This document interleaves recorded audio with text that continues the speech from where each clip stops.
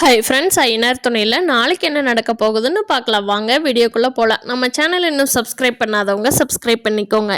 கார்த்திகா அவங்க வீட்டை விட்டு கிளம்பி போனதை அவங்க அம்மாவும் அப்பாவும் ரொம்ப ஃபீல் பண்ணிட்டு இருக்காங்க. அவங்க அண்ணங்கூட சேர்ந்து, பாருங்கண்ணே நான் எவ்வளோ அழுகாச்சு அழுகிறேன், அவள் ஏதோ அழுகிறாளா, சிரிச்சிட்டே போகிறா பாரு அப்படின்னு.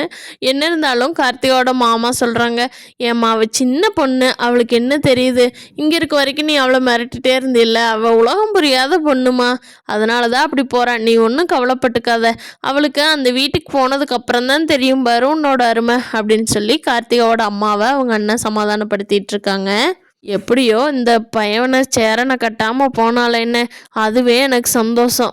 அந்த பையன் பார்த்தீங்களா எவ்வளோ தன்னடக்கமான எவ்வளோ ஒழுக்கமான பையன். இந்த தங்கமான பையனை போய் வேண்டாம் வேண்டான்ட்டு அந்த ஓட்டை விழுந்த வீட்டுக்கே ஓடி போக தெரிஞ்சாலே இந்த பாவியமாக இவளை கட்டி அந்த வீட்டுக்கு அனுப்பிவிட வரைக்கும் என் வயிற்றுல நெருப்பு கட்டிக்கிட்டு இருந்தேன், எப்படியோ நல்ல வழியாக முடிஞ்சது அப்படின்னு பேசிகிட்டு இருக்காங்க.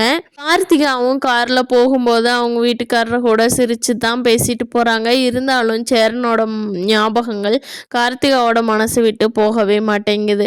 என்னதான் அவங்க வீட்டுக்காரர் கூட கார்த்திகா பேசிட்டு சிரிச்சிட்டு கதையெல்லாம் சொல்லிட்டு போனாலும் அப்பப்போ சேரனோட ஞாபகம் வந்து கார்த்திகா சோகமாயிடுறாங்க. இதையும் கவனிக்கிறாங்க அஸ்வின். கார்த்திகா, உன்னோட பாஸ்ட் எப்படி இருந்தாலும் எனக்கு ஒன்றும் பிரச்சனை இல்லை, என்னோட பாஸ்டில் நடந்ததை நான் உங்ககிட்ட சொல்கிறேன், உன்னோட பாஸ்டில் ஏதாவது ஸ்டோரி இருந்தால் நீ விருப்பப்பட்டால் என்கிட்ட சொல்லலாம்.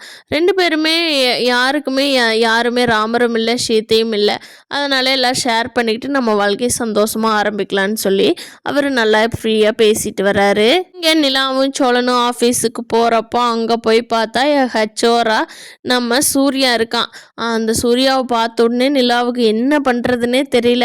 நான் வீட்டில் மகாராணி மாதிரி வச்சிருப்பேனேடி, அதை விட்டு போட்டு அந்த பிச்சைக்கார குடும்பத்துக்கு போய் பார்த்தியா, என்னோட கம்பெனிக்கு நீ வேலைக்கு வர்ற மாதிரி சூழ்நிலை அமைஞ்சிருச்சு, இதுக்கு தான் பெற்றவங்க சொல்கிறத கேட்கணுங்கிறது அப்படிங்கிறா சூர்யா. ஏன் நான் வேலைக்கு தானே வர்றேன், உன்னை மாதிரி வேற எதுவும் அடுத்தவங்களை ஏமாத்தவெல்லாம் நான் பார்க்கல அப்படின்னு சொல்லி நிலா பதிலுக்கு பதில் பேசுகிறாங்க. சூர்யா சொல்கிறான், இந்த ஆஃபீஸ் விட்டு நீ வெளியே போக முடியாது நிலா, உள்ள வந்துட்டியில் உங்கள் அப்பாவையும் அண்ணனையும் வர சொல்லியிருக்கேன், வந்ததுக்கப்புறம் நீ அவங்களோட பேசிகிட்டு இருந்துட்டு வெளியே போகலாம். இந்த டூப்ளிகேட் கல்யாணத்துக்கு தாலி ஒரு கேடு, அதை கழட்டி வச்சுட்டு என்னோடய ஆஃபீஸ்க்குள்ளே இரு அப்படிங்கிறாரு.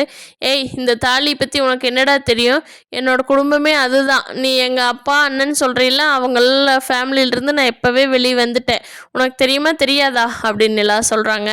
சரிம்மா நிலா, இப்போ ஒன்றும் குறைஞ்சு போகலை, அந்த சோழன் டிவோர்ஸ் மட்டும் பண்ணிடு, இந்த கம்பெனிக்கு உன்னை எம்டியாக ஆக்குற, நீ அந்த எம்டி சீட்டில் உட்கார்ந்து அழகு பார்க்கலாம் அப்படிங்கிறாங்க.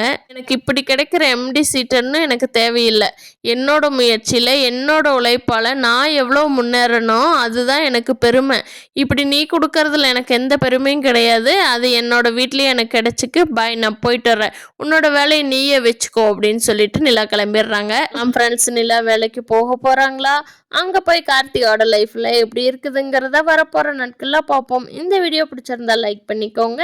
தேங்க்யூ.